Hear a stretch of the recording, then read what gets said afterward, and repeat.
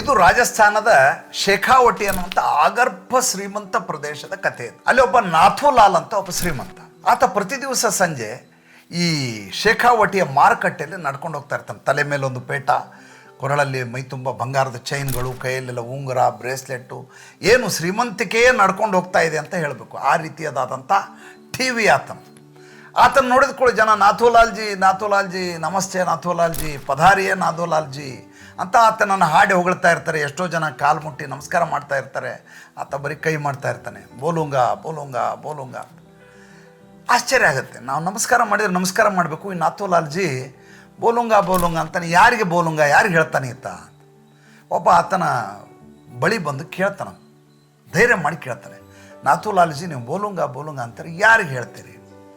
ಆವಾಗ ಆತ ನಗ್ತಾನೆ, ಒಂದು ಮಾತು ಹೇಳ್ತಾನೆ, ನೋಡು ನಾನು ಇದೇ ಶೇಖಾವಟಿಯಲ್ಲಿ 20 ವರ್ಷಗಳ ಹಿಂದೆ ಕೂಡ ಹಿಂಗೆ ನಡ್ಕೊಂಡು ಹೋಗ್ತಾ ಇದ್ದೆ. ಹರಿದಿರೋ ಅಂಗಿ, ಹರಿದಿರೋ ಪಂಚೆ, ಬಡತನದಿಂದ ಬಡತನದಲ್ಲಿ ಬಡತನ ನಂದು. ಆವಾಗ ಜನ ನನಗೆ ನಾಥ್ಯ, ನಾಥು, ಬಾರಲೆ, ಹೋಗಲೆ ಅಂತ ಏಕವಚನದಲ್ಲಿ ಮಾತಾಡಿಸ್ತಾ ಇದ್ರು. ಯಾವಾಗ ನನಗೆ ಶ್ರೀಮಂತಿಕೆ ಬಂತೋ ನಾನು ನಾಥ್ಯ ಇದ್ದವನು ನಾಥೂಲಾಲ್ ಆದೆ, ನಾಥೂಲಾಲ್ ಜಿ ಆದೆ, ಪಧಾರಿ ಅಂತ ಹೇಳಲಿಕ್ಕೆ ಶುರು ಮಾಡಿದರು.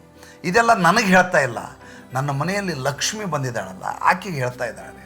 ನಾನು ಮನೆಗೆ ಹೋದ ಕೂಡ ಟ್ರೆಜರಿ ಬಾಗಿಲು ತೆಗಿತೀನಿ, ಒಳಗಡೆ ಲಕ್ಷ್ಮಿ ಇದ್ದಾಳೆ, ಅವಳಿಗೆ ಕೈ ಮುಗಿತೀನಿ, ನೋಡಮ್ಮ ನಿನ್ನಿಂದ ನನಗೆ ಇಷ್ಟು ಮರ್ಯಾದೆ ದೊರೀತಾ ಇದೆ, ಇಷ್ಟು ಜನ ಇವತ್ತು ನಿನಗೆ ನಮಸ್ಕಾರ ಮಾಡಿದರು ಅಂತ ಆಕೆಗೆ ಅದನ್ನು ಒಪ್ಪಿಸ್ತೇನೆ. ನೋಡಿ, ಇವತ್ತಿನ ಕಲಿಯುಗದ ವಿಶೇಷತೆ ಏನಪ್ಪ ಅಂದರೆ ಮನುಷ್ಯನಿಗೆ ಬೆಲೆ ಇಲ್ಲ.